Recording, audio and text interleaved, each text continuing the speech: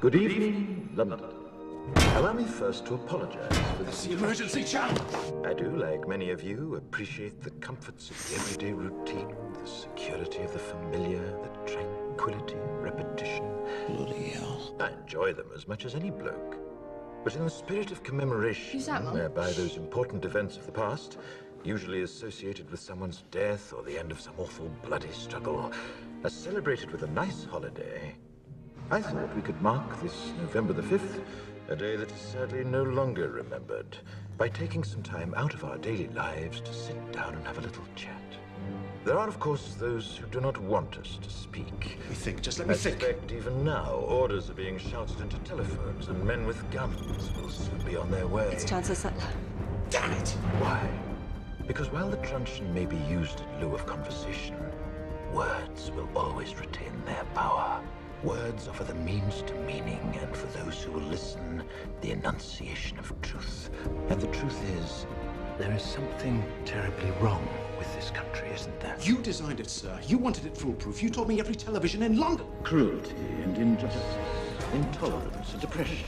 And where once you had the freedom to object, to think and speak as you saw fit, you now have censors and systems of surveillance coercing your conformity and soliciting your submission. We need cameras. How did this happen? Who's to blame? Well, certainly there are those who are more responsible than others, and they will be held accountable. But again, truth be told, if you're looking for the guilty, you need only look into a mirror. I know why you did it. I know you were afraid. Who wouldn't be? War, terror, disease. There were a myriad of problems which conspired to corrupt your reason and rob you of your common sense.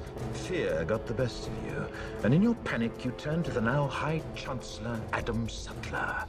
He promised you order, he promised you peace, and all he demanded in return was your silent, obedient consent. Inspector, you're almost through. Last night, I sought to end that silence.